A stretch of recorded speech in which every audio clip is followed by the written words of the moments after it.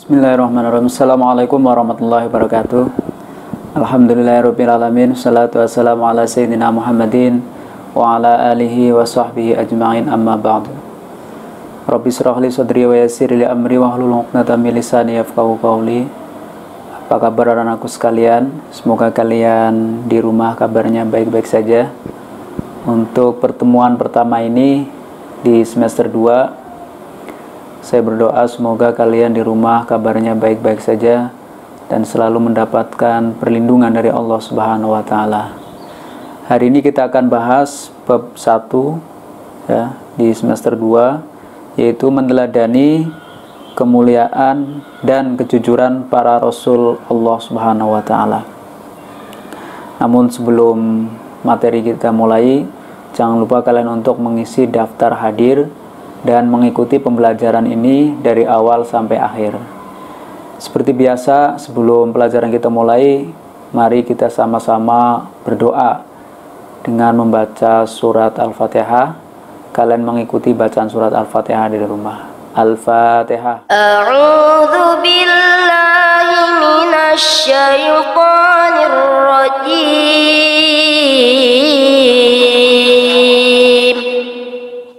Bismillahirrahmanirrahim. Alhamdulillahi rabbil alamin.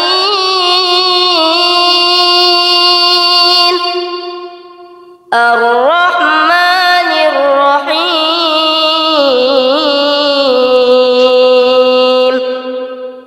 Maliki yaumiddin.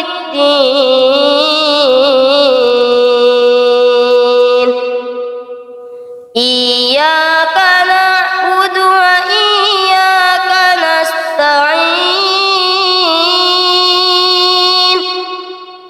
Ihdinas siratal mustaqim. Siratal ladzina an'amta 'alaihim ghairil maghdubi 'alaihim waladdallin.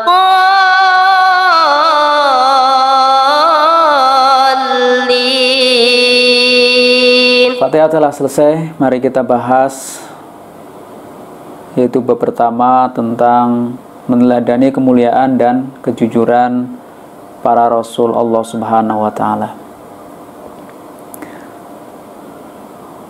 Ini kompetensi dasar ya, KD-nya adalah menjelaskan pengertian beriman kepada Rasulullah. Terus yang kedua adalah menyebutkan nama dan sifat-sifat Rasulullah, meneladani sifat-sifat Rasulullah, meneladani sifat-sifat Rasulullah Shallallahu Alaihi Wasallam ya. Terus indikatornya itu menjelaskan pengertian Nabi dan Rasul. Yang kedua adalah menjelaskan pengertian iman kepada Rasulullah, menyebutkan dalil nakli dan akli terkait dengan iman kepada Rasulullah. Terus menyebutkan nama-nama Nabi dan Rasulullah, menyebutkan sifat-sifat Nabi dan Rasulullah. Terus menyebutkan para Nabi yang termasuk ulul azmi ya. Terus menjelaskan keistimewaan sifat-sifat Rasulullah SAW. Terus meneladani sifat-sifat Rasulullah SAW dalam beribadah ya. Terus meneladani sifat-sifat Rasul dalam bermuamalah. Baiklah anak-anakku sekalian, mari kita bahas yang pertama, yaitu pengertian beriman kepada Nabi dan Rasul. Ada dua. Yang pertama, mempercayai dengan sepenuh hati bahwa Allah telah memilih di antara manusia beberapa orang Rasul dan tidak membeda-bedakan antara yang satu dengan yang lainnya ya. Jadi kalian kalau mengaku beriman kepada Rasul ya, maka kalian tidak boleh membeda-bedakan antara Rasul yang satu dengan Rasul yang lainnya. Jadi semuanya itu kalian harus percaya ya, bahwa Allah telah menurunkan atau telah mengutus seorang Nabi dan Rasul. Tujuannya apa? Yaitu untuk memberi peringatan kepada manusia. Itu yang pertama. Terus yang kedua adalah tujuannya supaya kalian itu bisa meneladani sifat-sifat mulia para Rasul. Yang kedua adalah mematuhi segala yang diperintahkan dan menjauhi segala larangannya. Jadi apabila kalian mengaku beriman kepada Nabi dan Rasul, berarti kalian harus mengikuti semua perintah dan menjauhi semua larangannya. Hal ini sebagaimana firman Allah dalam surat Al-Baqarah ayat 136. A'udzu billahi minasyaitonir rajim. Qulu amanna billahi wa ma unzila ilaina wa ma unzila ila Ibrahim wa Ismail wa Ishaq wa Yaqub wal asbati wa ma utiya Musa wa Isa wa ma utiyan nabiyyuna min rabbihim la nufarriqu baina ahadin minhum wa nahnu lahu muslimun. Artinya, katakanlah kami beriman kepada Allah dan kepada apa yang diturunkan kepada kami dan kepada apa yang diturunkan kepada Ibrahim, Ismail, Ishak, Yakub dan anak cucunya, dan kepada apa yang diberikan kepada Musa dan Isa, serta kepada apa yang diberikan kepada nabi-nabi dari Tuhan mereka. Kami tidak membeda-bedakan seorang pun di antara mereka, dan kami berserah diri kepadanya. Ya. Terus selanjutnya adalah pengertian Nabi dan Rasul. Ya. Bedanya apa? Kalau Rasul adalah orang yang menerima wahyu dari Allah dan diperintahkan untuk menyampaikan kepada umatnya. Jadi umpama Allah menurunkan wahyu kepada Nabi Muhammad, maka Nabi Muhammad wajib menyampaikan kepada umatnya. Itu namanya Rasul. Tapi kalau Nabi adalah orang yang menerima wahyu dari Allah, tidak diperintahkan untuk menyampaikan kepada umatnya. Jadi kalau Nabi itu tidak wajib menyampaikan, jadi untuk dirinya sendiri gitu. Terus yang berikutnya adalah jabatan Nabi atau Rasul diberikan oleh Allah kepada manusia pilihan. Mereka merupakan, yang pertama adalah laki-laki. Jadi Nabi dan Rasul itu adalah seorang laki-laki. Nggak ada namanya Nabi itu perempuan. Ya. Makanya kalau ada seorang perempuan mengaku Nabi, berarti dia berbohong. Gitu. Karena Nabi itu ya laki-laki, ya, tidak mungkin perempuan. Yang kedua adalah mempunyai akal yang sempurna. Ya, jadi Nabi dan Rasul itu memiliki akal yang sempurna, ya, tidak gila, ya. Terus yang ketiga adalah mempunyai kecerdikan yang dapat diandalkan. Jadi Nabi dan Rasul itu memiliki kecerdasan yang di atas rata-rata, gitu ya. Yang keempat adalah memiliki postur tubuh yang sempurna, tanpa aib dan celah. Yang kelima, mempunyai kebangsaan yang mulia. Yang keenam, terpelihara dari hal-hal yang dianggap rendah oleh masyarakat. Yang ketujuh adalah terpelihara dari khilaf dan kekeliruan. Ya. Dan yang kedelapan adalah terpelihara dari perbuatan dosa, maksiat, baik dosa kecil maupun dosa besar. Jadi seorang Nabi dan Rasul itu maksum, ya, dijaga dari perbuatan dosa. Yang selanjutnya adalah jumlah Nabi dan Rasul, ya. Menurut para ulama, Rasul yang diutus Allah seluruhnya berjumlah 313 Rasul, dan jumlah Nabi sebanyak 124.000 orang. Jadi banyak sekali, ya. Di Rasul itu 313, kalau Nabi itu sebanyak 124.000 orang, ya. Nabi dan Rasul yang wajib diketahui umat Islam adalah 25. Ya, jadi kalau kalian beriman kepada Nabi dan Rasul, maka hukumnya wajib mengetahui atau menghafal sejumlah 25 Nabi dan Rasul, ya. Itu yang diwajibkan, ya. Itu 25. Yang pertama adalah Adam, ya. Yang kedua Idris alaihissalam. Yang ketiga adalah Nuh alaihissalam. Yang keempat adalah Hud alaihissalam. Yang kelima adalah Soleh alaihissalam. Terus yang keenam adalah Ibrahim alaihissalam. Yang ketujuh adalah Lut alaihissalam. Yang kedelapan adalah Ismail alaihissalam. Terus yang kesembilan adalah Ishak alaihissalam. Ke-10 adalah Yakub alaihissalam. 11 adalah Nabi Yusuf alaihissalam. Yang ke-12 adalah Ayub alaihissalam. Yang ke-13 adalah Zulkifli alaihissalam. Yang ke-14 adalah Su'aib, ya. Terus yang ke-15 adalah Yunus alaihissalam. Yang ke-16 adalah Musa alaihissalam. Yang ke-17 Harun alaihissalam. 18 Ilyas alaihissalam. 19 adalah Ilyasa, ya. Yang ke-20 adalah Dawud alaihissalam. Ke-21 Sulaiman alaihissalam. Ke-22 Zakaria. Yang ke-23 Yahya alaihissalam. Yang ke-24 Isa alaihissalam. Dan yang terakhir yang ke-25 adalah Nabi Muhammad SAW, ya. Terus dari 25 nabi dan rasul tadi ada 5 nabi ulul azmi. Nabi ulul azmi yaitu rasul yang memiliki kesabaran dan ketabahan yang luar biasa ya dalam menghadapi berbagai penderitaan atau gangguan ya dalam menjalankan tugas ya. Jadi Nabi ulul azmi ini memiliki ketabahan yang luar biasa ya saat menerima cobaan dari Allah Subhanahu wa taala. Yang pertama adalah Nabi Ibrahim alaihissalam. Kalian tahu bahwa Nabi Ibrahim itu pernah dibakar ya oleh Raja Namrud ya. Yang kedua adalah Nabi Musa alaihissalam ya. Nabi Musa itu cobaannya luar biasa ya, dikejar-kejar oleh Raja Fir'aun sampai beliau ini berada di tepi laut ya. Bingung Nabi Musa. Akhirnya Nabi Musa mendapatkan wahyu bahwa disuruh sama Allah untuk memukulkan tongkatnya, akhirnya lautan itu terbelah gitu ya. Akhirnya Nabi Musa dan umatnya melewati lautan itu dan selamat. Dan Raja Fir'aun bersama bala tentaranya di saat masih di tengah-tengah, akhirnya Allah dikembalikan lagi seperti semula. Akhirnya Raja Fir'aun dan bala tentaranya tenggelam ya. Terus Nabi Isa alaihissalam ya. Yang keempat adalah Nabi Nuh alaihissalam ya, yang kelima adalah Nabi Muhammad SAW.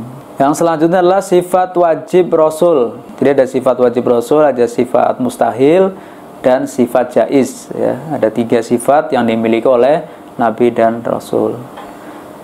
Yang pertama adalah sifat wajib ya, yaitu yang pertama as-siddiq ya, artinya benar ya, bahwa seorang Rasul itu pasti benar ya, apa yang disampaikan pasti benar, karena semua yang disampaikan adalah datangnya dari Allah Subhanahu wa taala.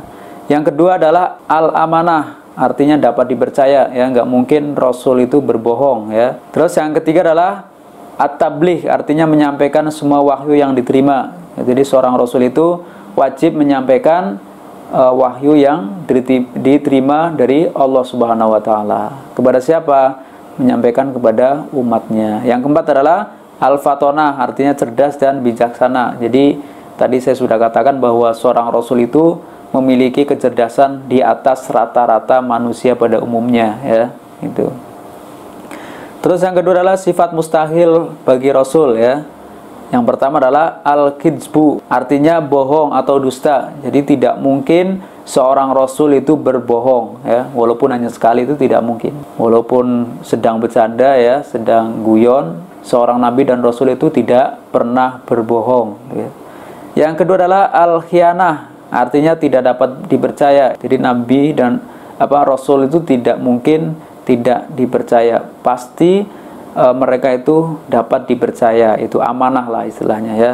Itu. Jadi nggak mungkin seorang Rasul itu khianat gitu. Terus yang ketiga adalah al-kitman, artinya tidak menyampaikan ya, menyembunyikan. Itu kalau dapat wahyu disembunyikan itu nggak mungkin bagi Rasul ya. Pasti seorang Rasul itu ketika mendapatkan wahyu langsung Rasul itu menyampaikan kepada umatnya. Terus yang keempat adalah al-baladah ya. Jadi sifat mustahil yang keempat adalah al-baladah, artinya bodoh atau dungu ya. Jadi seorang Rasul itu tidak mungkin bodoh ya. Kalau bodoh bagaimana? Nanti ketika mendapatkan wahyu dia lupa ya, karena bodoh ya. Makanya seorang Rasul itu diberikan kecerdasan yang luar biasa. Jadi sekali mendengar langsung hafal. Ketika Allah berfirman ya, menyampaikan wahyu langsung hafal. Beda sama kita, kalau kita mau hafal kan harus diulang-ulang ya. Tapi seorang Rasul sekali dengar langsung hafal itu. Terus yang ketiga adalah sifat jaiz bagi Rasul adalah al-aradul basyariyah, artinya Rasul memiliki sifat-sifat manusiawi seperti yang dimiliki manusia biasa ya, misalnya makan ya, itu sifat jaiz Rasul. Jadi seperti kita ya, makan terus minum ya, tidur, itu kan sifat-sifat manusia pada umumnya ya. Sedih ya, Nabi juga sedih ya. Suatu ketika Rasulullah SAW diuji dengan begitu beratnya ya, yaitu ditinggalkan orang yang dicintainya, yaitu siapa? Istri beliau ya. Nggak lama kemudian diuji lagi. Tapi Rasul ya sedihnya sebentar ya, istilahnya nggak berlarut-larut gitu lah. Tapi tetap Rasul itu merasa bersedih karena yaitu sifat jaiz ya, sama seperti manusia pada umumnya itu. Terus gembira ya dan lain sebagainya itu. Itulah 3 sifat yang dimiliki oleh Rasul itu. Terus yang berikutnya adalah tugas Nabi dan Rasul. Yang pertama adalah menyampaikan kabar gembira dan peringatan kepada umatnya agar beriman kepada Allah Subhanahu wa taala. Jadi Rasul itu memberikan kabar gembira. Siapa yang beriman dan bertakwa maka akan dimasukkan ke dalam surga. Siapa yang beramal soleh ya pasti akan dimasukkan ke dalam surga. Balasannya itu surga. Hidupnya akan diberikan kebahagiaan. Itu. Jadi tugas Rasul itu memberikan kabar gembira dan peringatan kepada umatnya. Ya. Jadi barang siapa yang melanggar aturan Allah, menjalankan larangan Allah ya, seperti minum minuman keras, berbuat maksiat, maka Rasul akan memberi peringatan, yaitu dengan apa? Bahwa orang-orang yang durhaka kepada Allah, dia akan dimasukkan ke dalam neraka. Itu sebagai balasan. Supaya apa? Nanti ketika manusia itu dimasukkan ke dalam neraka, biar dia tidak protes. Karena pada saat nanti ketika manusia itu dimasukkan ke dalam neraka, maka Allah bertanya kepada mereka yang dimasukkan ke neraka, kenapa kamu masuk neraka? Apakah dulu tidak ada seorang Rasul atau utusan yang memberikan peringatan kepadamu? Apa kata penghuni neraka itu? Ada ya Allah, tapi saya tidak beriman, saya tidak percaya. Jadi tujuan Allah menurunkan Nabi dan Rasul itu supaya apa? Supaya manusia itu ketika dimasukkan ke dalam neraka tidak protes bahwa Allah sudah menurunkan Nabi dan Rasul, kenapa kamu tidak percaya ya? Dalilnya dalam surat Al-An'am ayat 48, nanti kalian bisa dibuka ya di rumah. Terus yang kedua adalah membawa kebenaran, berita gembira dan peringatan kepada umatnya agar memperoleh petunjuk ke jalan yang benar ya. Jadi tujuannya adalah Nabi dan Rasul diutus itu supaya manusia itu berjalan di atas jalan yang benar, supaya manusia itu tidak sesat, supaya manusia itu bahagia baik di dunia maupun di akhirat ya. Semoga kita semua bisa meneladani semua sifat-sifat Nabi dan Rasul ya. Kita berdoa setiap hari semoga kita selalu diberikan hidayah oleh Allah Subhanahu wa taala agar diberikan keringanan dalam menjalankan semua perintah-perintah Allah dan menjauhi semua larangan Allah ya. Demikian yang bisa saya sampaikan. Apabila banyak kesalahan saya mohon maaf dan saya akhiri. Assalamualaikum warahmatullahi wabarakatuh.